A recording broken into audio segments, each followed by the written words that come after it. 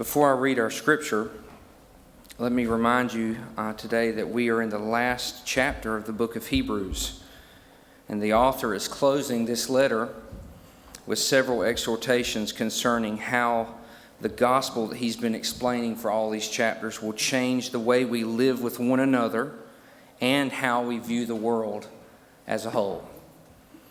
So hear these words of life. I'm going to read Hebrews 13, 1 through 6 to get our context, starting in verse 1.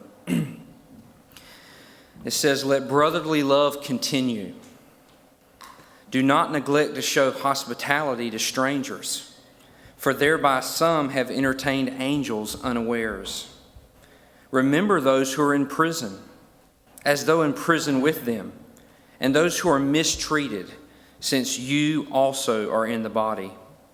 Let marriage be held in honor among all, and let the marriage bed be undefiled, for God will judge the sexually immoral and adulterous." And then today's text, "Keep your life free from the love of money, and be content with what you have. For he has said, 'I will never leave you nor forsake you.' So we can confidently say, 'The Lord is my helper. I will not fear. What can man do to me?'"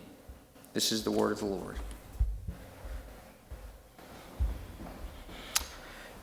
Amen.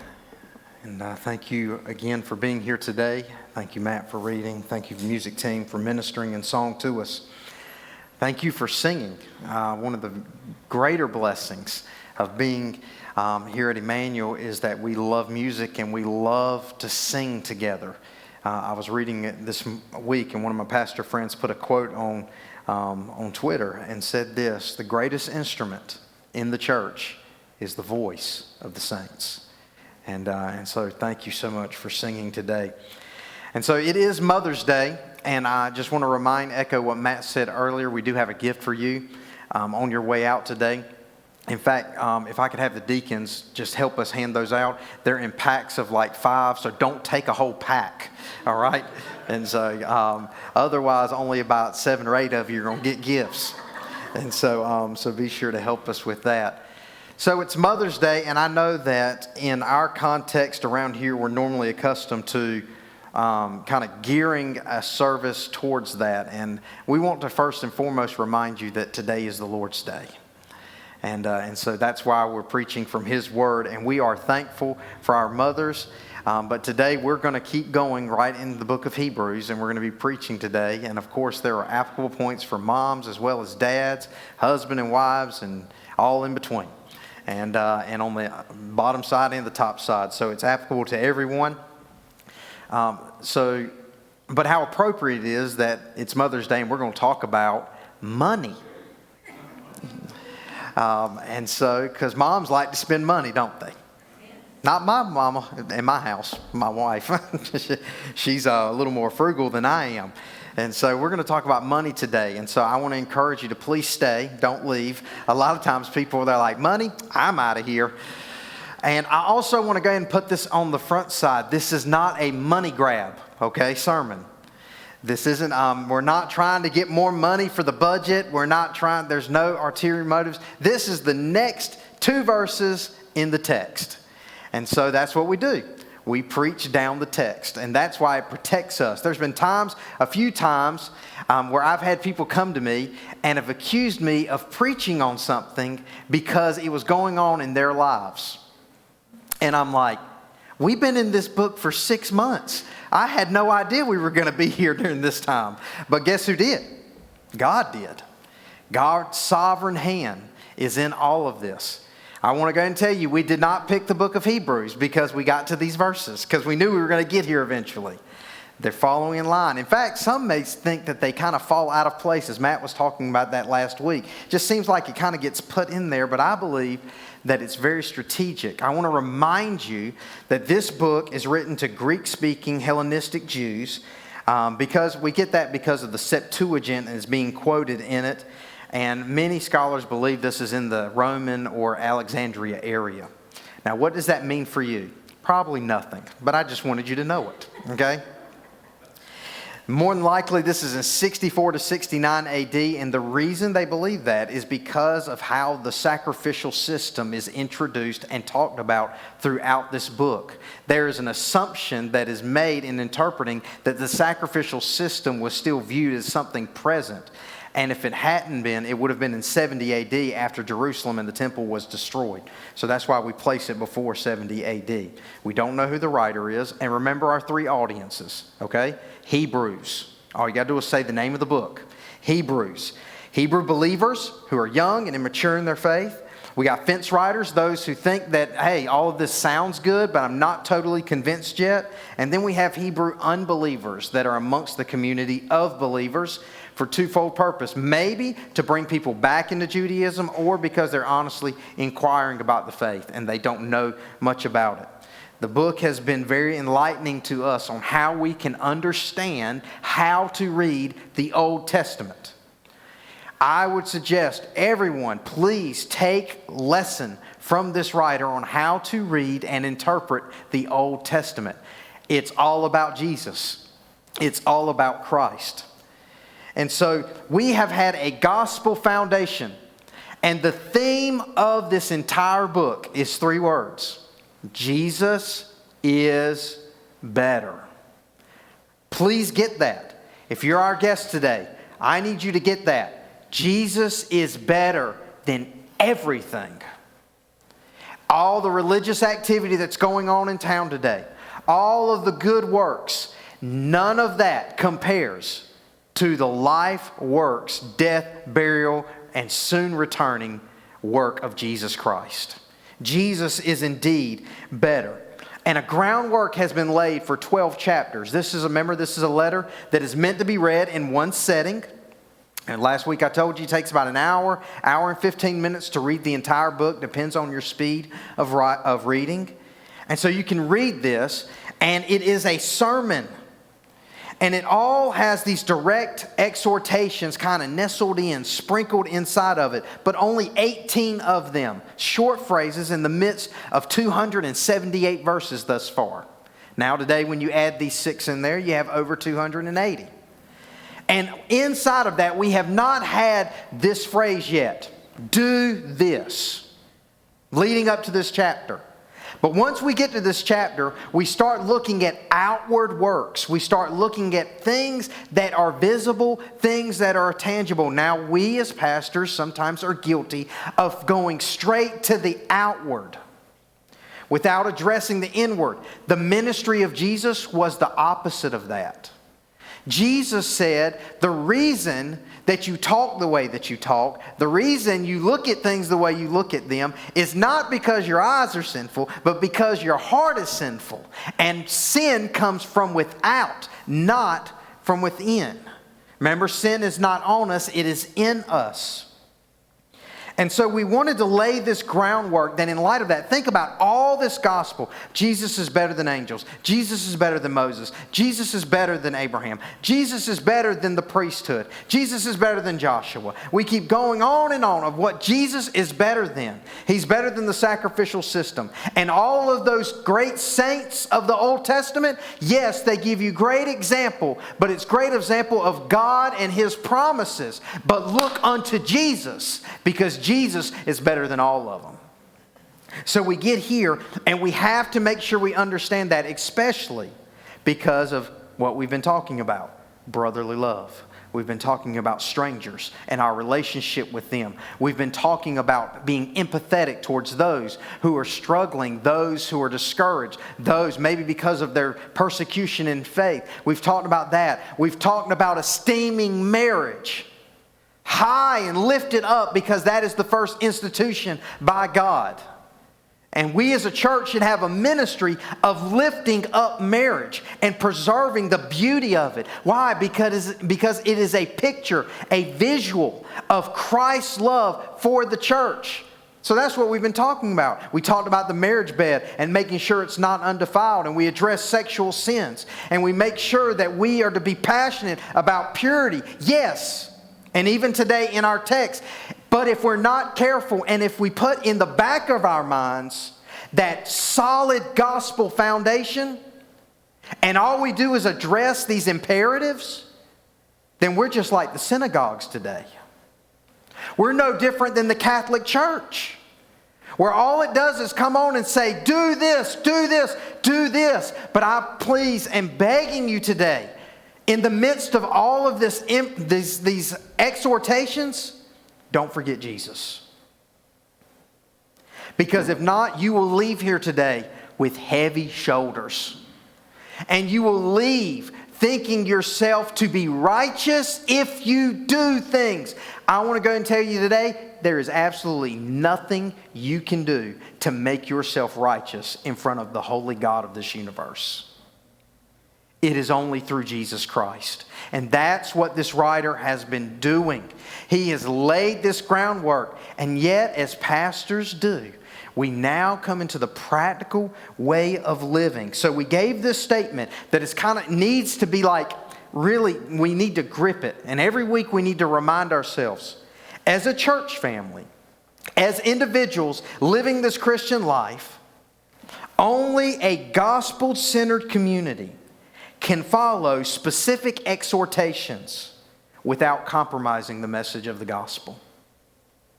Only a gospel-centered community can do that. We give this example often. There are people that will follow the rules of the Bible, okay? They look at it as rules. They will follow the law of the Bible, but they will not uphold the integrity of the gospel. In fact, there's probably people on this planet. Let's go even closer to home. There's probably people in these neighborhoods right around this church that keep the rules better than you and I do. But the problem is, they may think themselves to be righteous, and that compromises the gospel. Because if you think yourself to be righteous, you think God sending His Son was wasteful. Because you were able to obtain righteousness in and of itself. So we've got to lay that groundwork. Only a gospel-centered community can follow specific exhortations without compromising the message of the gospel. We clear on that? Okay? So Pastor Blake is not wanting you to leave here thinking, okay, do, so God will love me more. No. Okay? Remember the gospel. Did I do good, Matt? Okay? All right, okay, want to make sure. Matt told me before we were talking about it, he said, man, you better make sure you give him the gospel. I was like, okay. All right, and so wanted to make sure we got that. So now we're in words of wisdom in chapter 13, as I've already alluded to. Pastoral proverbs, addressing some outward expressions, but it's outward expressions that are happening because of an inward transformation that is taking place. This is not an exhaustive list. So don't take Hebrews 13 and say, okay, if I do this, this, and this, then I'm golden, okay? All right, no, it's not an exhaustive list of what takes place when Christ transforms and goes in and renovates the house, okay? It's not exhaustive. It's going to guide us, though, in recognizing some of the struggles that this community of believers had that were being addressed in the book of Hebrews. And if we're honest, man, today probably really hits home in these two verses. So Matt's already read the bulk. He read the introductory verses and the main verses. But let me just read to you once again, and we're going to jump right into this. Now remember what he said, let brotherly love continue, show hospitality to the needy. He used Abraham as an example for that. Remember the abused, and hold marriage in the highest regard. And then in verse 5, keep your life free from the love of money and be content with what you have. That's the exhortation. The King James says it this way, let your conversation or lifestyle, so it's not just talking about your work, it's not just saying, okay, don't talk about money in a covetous way. No, he's talking about your lifestyle without covetousness. The NASB, probably the more accurate, says, make sure your character is free from the love of money, and be content in what you have. Money. Probably the most difficult topic to speak about in church setting. In fact, I was going back and I'm only thinking maybe 2 or 3 times. We're about to start our 9th year here, my family, of being back. And I'm thinking 3, maybe 4 times we've talked about money on Sunday mornings. With the exception of when we pass the offering plates, as we used to do. But it's a difficult topic. A lot of pastors respond to that by not talking about it, avoiding texts that talk about it. Leave it up to the people to just figure it out for themselves. Some respond in the opposite way. They push money. They constantly keep it at the forefront. They have a secular mindset or a business meeting philosophy. They have giving campaigns and stewardship months. They do all of this. Why? Because we got to make sure we hit the fiscal year right. But we need to understand today that there's a right way and a wrong way to talk about money. From the pulpit, we will address that more in the upcoming weeks, as I believe it was sensitive by this writer to address it and how false teachers in that time were consumed with the thought of money and wanting more money. But this is something personal. This is dealing with family. This is dealing with your personal giving. And today we will make it that way. We will look at that. Of course, there are times where the scriptures talk about how to give as a church.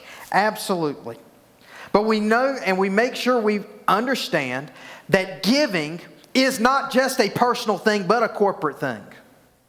Emmanuel Church should be a giving church. We should be giving and not just insulating our walls. We should be giving for the glory of God all across the world. There's a right way to talk about money.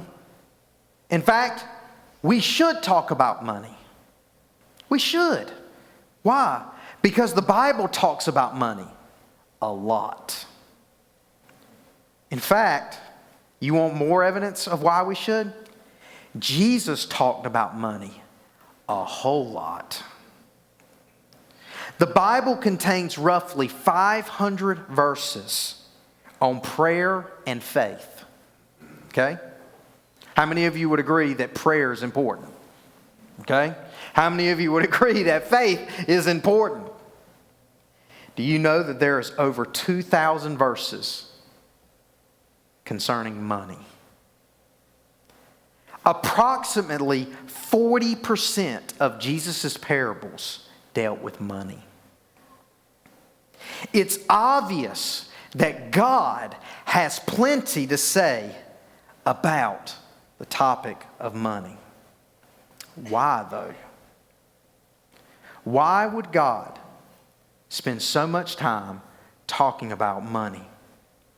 Well, to put it in a nutshell, it's because of this. Money is the leading opposition to individuals placing total faith and security in God and His promises. It is. It is something that we wrestle with, and I know where I am. I'm in the United States of America. The great experiment. Capitalism. The land of opportunity. The place of the American dream. That's what we talk about. Think about it. We have financial advisors. We have networks that are completely built around the topic of money. We have experts. We have degrees. We have our businesses that have employees that all they do is count the money. Money is very much the central piece of the American experiment. Now, before you cut me off, because you're like, you're talking bad about my country, you're talking bad about America. My country too, okay? But this is just reality, okay? Let's talk about it. Money is the constant topic. Let me tell you how powerful money is. Money gets you up in the morning to go to a place that you don't like and be around people that you can't for the life of you get along with. And you will spend in your lifetime, if you work an average week and you work for 30 years, you will spend over 45,000 hours doing that job that you don't like with people that you don't like and they don't like you. Now, don't tell me money's not powerful. Money affects our decisions, which brings us to our main focus. I actually only have 3 points. I don't know how long this is going to go. I have a lot to say. I'm actually very passionate about money, okay? Talking about it. It's not really because I like it. I'm trying to figure out how to live without it, okay? I really am. I haven't gotten real close yet, but I'm working on it. If I get the secret, I'm going to make a lot of money writing a book. But I got 3 points for you today that are just in our text. One's an assumption, one's words of wisdom, and then one's a how-to, okay? The first thing is be aware. I think the writer is making this impression to us and trying to make it clear that we need to be aware that Christians are not immune to being enamored by money. I mean, after all, he's writing to a community of believers that are predominantly believers. If there wasn't a possibility for us to be enamored, fixated, passionate, consumed by this concept of money, then why would it be in the Scriptures? Why would he have taken this time when he could have used it for another bullet point? Why would he do that? Be aware. I'm very intentional with our phrasing. Be aware. You need to understand today that greed, I said the G word. Greed is a particularly dangerous sin. Let's stop there for a moment. Greed is a sin. And the reason greed is a particularly dangerous sin, it's because it hides in our hearts while binding us to our materialistic desires. It hides. We said the phrase being enamored because money exercises power over us. Now, you may sit there and say, money does not have power over me. Well, then pray for me. Because money does exercise power over all of us. We just talked about it. It determines what you do for a living. I mean, isn't that one of the gauges? You interview for a job. What's one of the questions you're going to ask? How much am I being paid?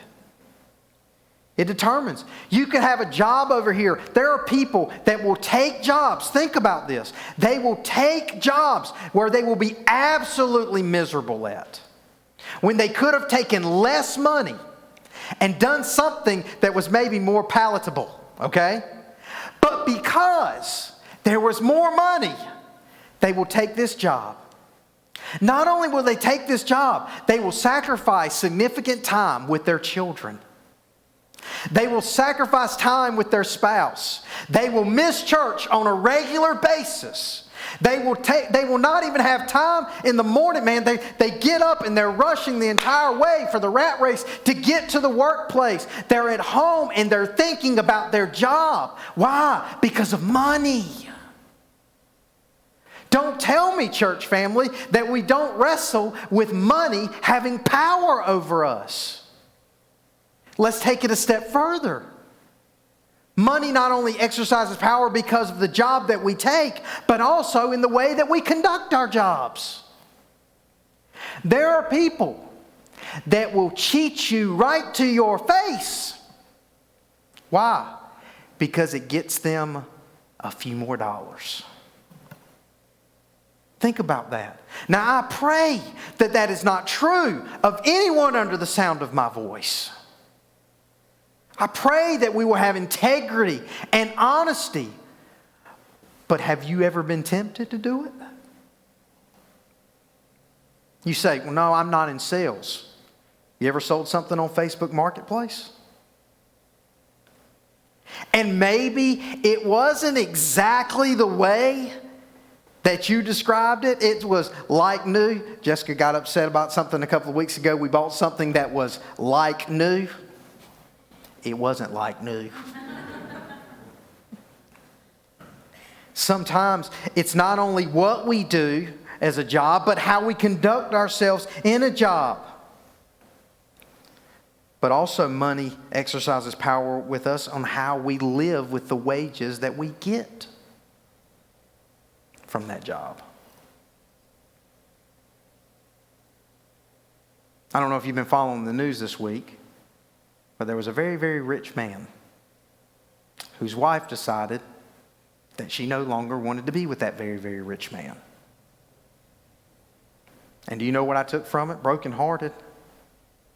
Feel bad. But one thing I found out is that money cannot buy everything. I'm talking a lot of money. But think about it. Money exercises power over us. And greed is a dangerous sin because it hides in the heart. I was telling Matt this morning. I said, I was echoing what Spurgeon said. Spurgeon said, I have spoken to murderers, I have spoken to thieves, I have spoken to adulterers. He said, but I've never had anyone come into my study asking me to help them with their greed. Think about that. We'll talk to people and we counsel and people come into our office and they'll sit down and they'll say, I need you to help me with this. I'm struggling with pornography. I'm struggling with this. The things that are outward, they'll directly start talking about it and they'll own it. But nobody will ever come to you and say, I've just got money and I just like to buy things. Will you keep me accountable on that? No. Jesus actually, and I'll reference that a little bit, Jesus spoke to that. Greed is an extremely dangerous sin. Do you know why it's dangerous?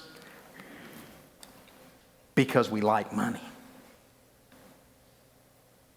See, money, because of the fall of man, has become something that it is not meant to be. Money is to be nothing more than a tool to provide basic needs and to be blessings to others. That's what money is supposed to be. But we know that that is not the case oftentimes.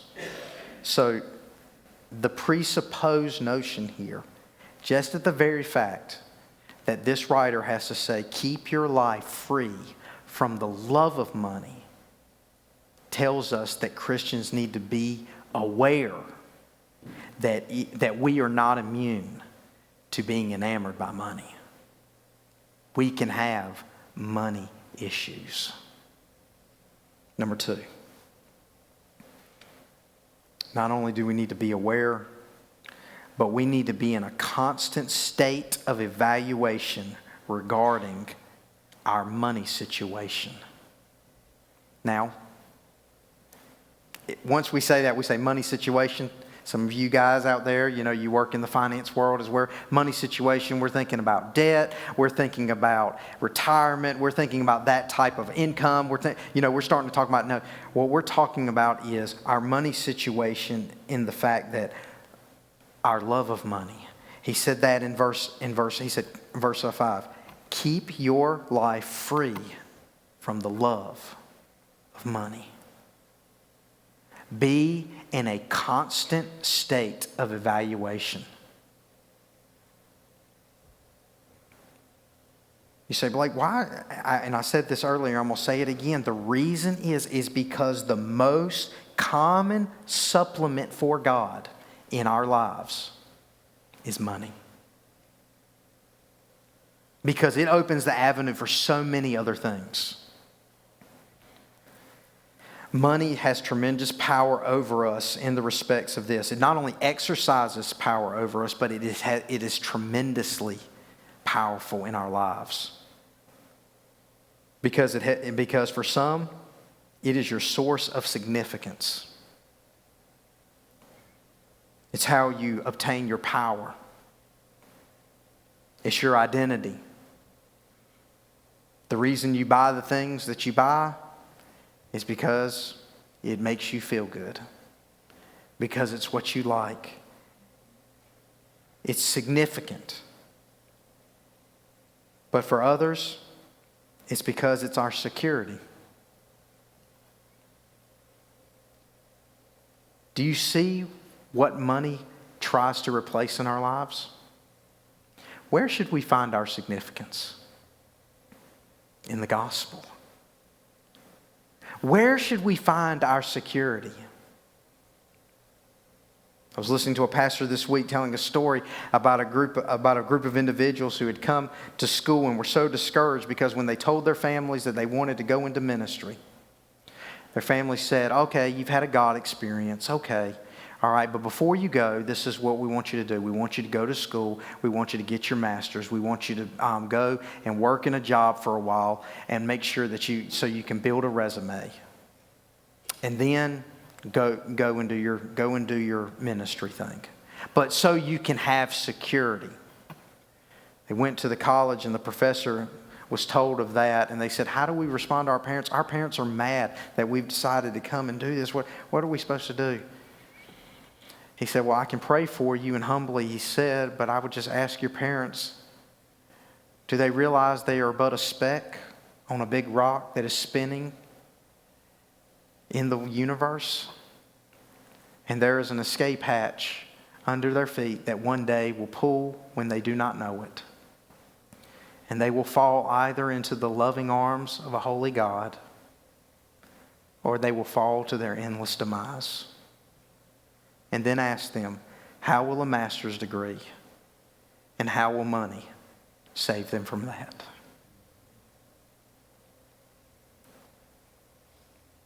We find our significance in God, but the temptation is to find our significance in money, to find our security, our safety in money. Let's acknowledge it. It is the main supplement when it comes to God in our lives. Number 3. Not only are we to be aware that Christians are not immune from it, and we should be in constant state of evaluation. And the reason I said constant state is because it is something that you need to constantly be evaluating in your life, because if you're not careful, it will sneak up on you. And next thing you know it, you have wasted time and wasted your life living for money. You need to constantly be evaluating it. But number 3, be content with His providence and confident with His promises. He said, and be content with what you have. Be content with what you have. We'll stop there. It says this. Most people think, I was writing this morning and said, most people think that contentment comes when you get what you want. But contentment is wanting whatever God gives you. And contentment is trusting in a truth. Jesus plus nothing is all I need. That is contentment.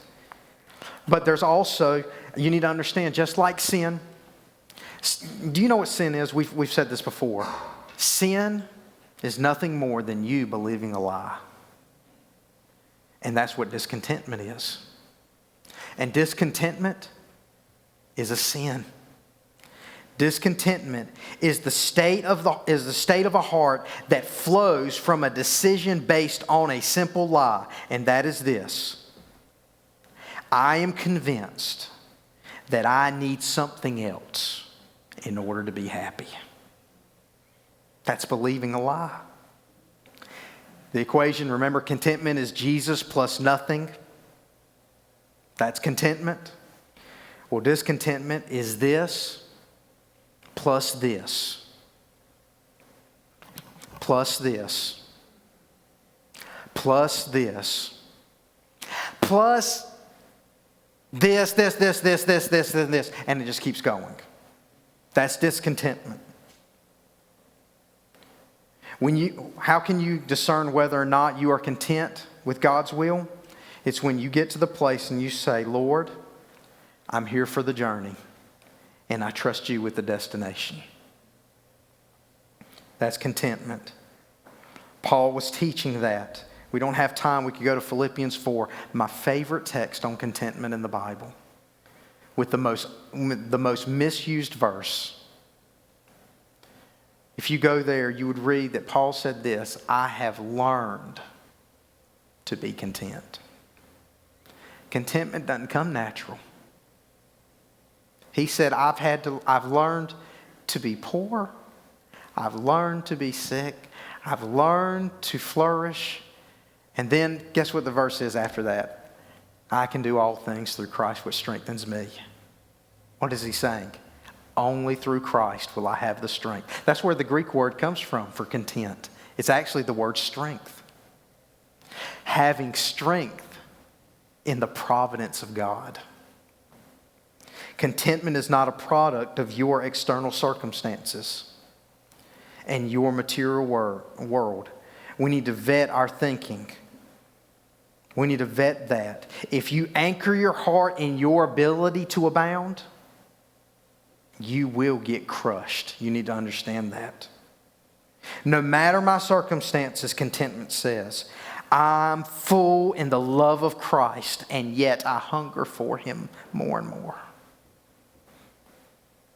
On the mountaintops, you say, I can do all things.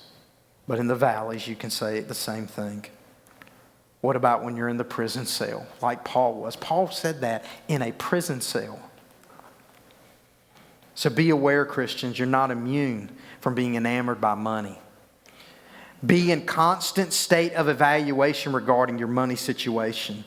Be content with His providences. But the second part of that is be confident in His promises. What is His promise? I will never leave you nor forsake you. That's quoting Deuteronomy 31. Moses is stating this. He has just been told that he will not go into the promised land.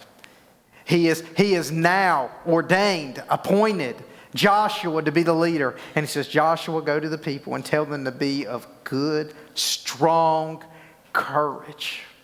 For the Lord your God has said that He will never leave you and He will never forsake you.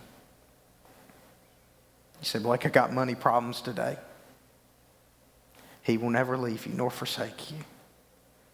And it says, so we can confidently say, the Lord is my helper. I will not fear. What can man do to me? Psalm 118.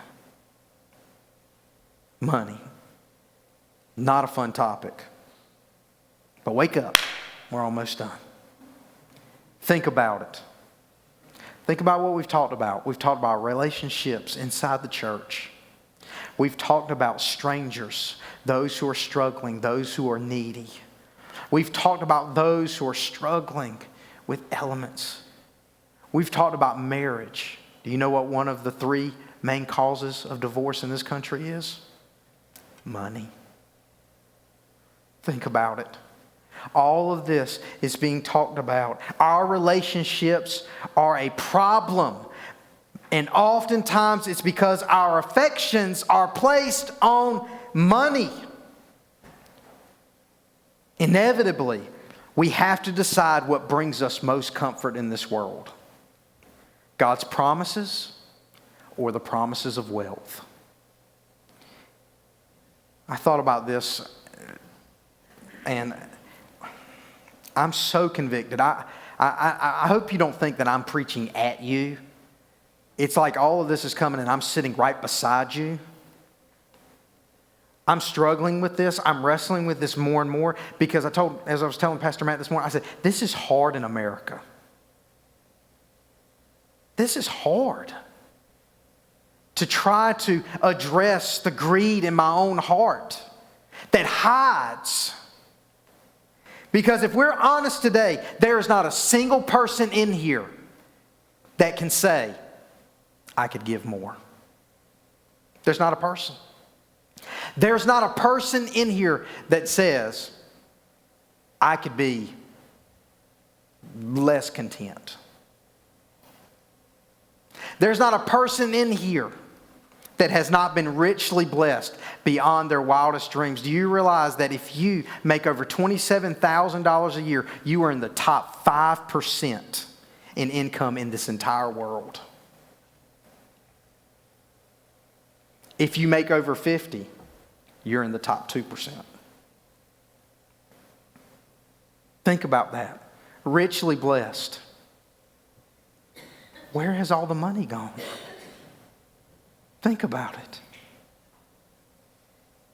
So I was challenged by a pastor that said this. He said, if you aren't giving money away in eye-popping proportions, the question has to be asked, why? You see, that may be the whole thing. I'm not telling you to give all your money away, okay? But are we even willing to ask why?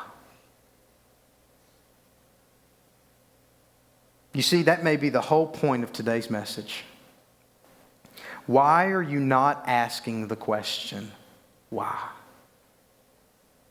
Well, Jesus in Matthew 6, the Sermon on the Mount, the greatest sermon ever preached, knew the answer. And he gave it to us. But if you're not careful, you'll misunderstand what he's saying, or you'll just pass over those verses. Because this was a common struggle in that day, particularly with religious leaders. Matthew 6, you know a lot of the verses, but probably have not and just brushed over the verses that I'm about to reference. You'll know this one. Do not lay up for yourselves treasures on earth, where moth and rust destroy, and where thieves break in and steal. But lay up for yourself treasures in heaven, where neither moth nor rust destroys, and where thieves do not break in and steal. For where your treasure is, there your heart will be also. The eye is the lamp of the body. So if your eye is healthy, your whole body will be full of light. But if your eye is bad, your whole body will be full of darkness. If then the light in you is darkness, how great is the darkness? No man can serve two masters, for either he will hate the one and love the other, or he will be devoted to the one and despise the other. You cannot serve God and money. What was Jesus saying? Do you know why we don't ask why? Because we're not looking. We've closed our eye. Or the eye has been damaged and we don't see the darkness. We don't see all that's going around us. If we were looking and if our eyes were wide open, we would see the things that we need to avert. I don't know what I'm asking you today. Maybe I'm just asking you, hey, maybe we need to try to see if we can just be less greedy. Maybe today. But the reason we don't ask why is because we can't possibly see ourselves as being greedy, right? Or materialistic. Or covetous.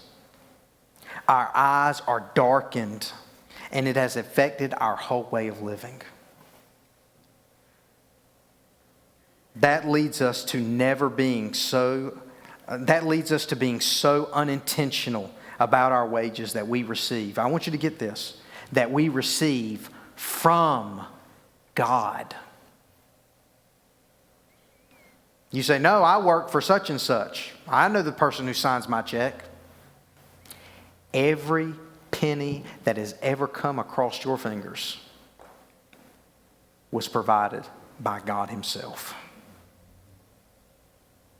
Some of us are spending way too much on pleasure. Some of us are saving way too much. Some of us are giving scraps rather than the first fruits. Some of us are not saving enough because we're spending. Is there anyone here that can honestly say, I can't give more, I can't spend less? This was a sobering thought in a local church concept. Is there anyone in your life that you've asked to hold you accountable in your battle for greed? We're kind of in an age of accountability partners, discipleship groups, and we talk about that. Have you ever asked anybody, hey, will you sit down with me? This is my income. These are my expenses. Will you help me make sure that I'm not being greedy? Of course not. Of course we haven't done that. I haven't done that. How sobering is it? We should pray for the ability to rightly enjoy what God has given to us. And all truly God-honoring delight in creation, because it is a miraculous gift of God. There is much non-God-honoring delight in creation that is not a miraculous gift of God's grace. But if any of us delights in creation or in money, with a heart for God and see Him as the maker and the giver of it all, and the taste, and who's given us all of this to delight in it, you need to understand that did not come by your own fallen self. You say, what does that mean? What I'm telling you is, if you don't want to be greedy and you're being vigilant about it, that is not your flesh doing that. It's not. That is God doing a work in your heart as long as you keep the gospel the foundation of your life. I'm not telling you today, because it would be easy to do this, to put a percentage on it. I'm not even telling you you should give more. I'm not telling you to spend less. But if all we take from this is an imperative, we've missed the whole point. And that is this: the gospel frees us to be generous and giving. The gospel also frees us to be more generous and giving, and that we should be growing in it. But how do we do that? We can break free from our slavery to money by treasuring Jesus. What was the response of Zacchaeus when he had an encounter with Jesus? It wasn't to hold on to his money. It was to give it away and make things right with people. Don't cheapen the gospel by staying fixed on a percentage. You say, Blake, what do you mean by that? Well, our giving, and I'm not just talking about to a church, okay? I'm talking about when you see people in need. You may have family members who legitimately are on hard times, and you know what? God's blessed you richly, and you say, you know what? I can help them. God may not have even blessed you richly. It may just be that, you know what? It's going to hurt you a little bit to help them. You say, what do you mean, Blake, to cheapen the gospel by staying fixed on a percentage in your giving? What I'm saying is, could you imagine if Jesus had only tithed 10% of his blood? You need to understand this, believer. If he only tithed 10%, you'd be lost today. The gospel says that in our giving, we should be bearing a cross. When was the last time you gave until it hurt? It hurt. Not convenient, but when it hurt. And I'm not talking about the offering plate. I'm talking about strangers. I'm talking about the people in your family. I'm talking about helping someone in the church. The anonymous gift. They ain't got a clue who did it. But you were diligently looking. You know why? Some of you say, well, I don't know anybody who's hurting. Because your eye has been darkened. You're not looking. There are people all around. You know what's so crazy? You know, 2 weeks ago we preached the sermon on strangers. We had more people come to the church that week with needs than we've had in years. And we were doing our best to work with them and talk to them and try to help them. That's why we must constantly be evaluating. So today, I'm asking you, if the gospel has changed your life, has it changed every portion of your life? Or is your money philosophy no different than the pagan who doesn't know Jesus? Think about that. Let the gospel take root today. We're not declaring a percentage. We're just saying, have you ever wondered why you don't give more? Think about it. May we pray together.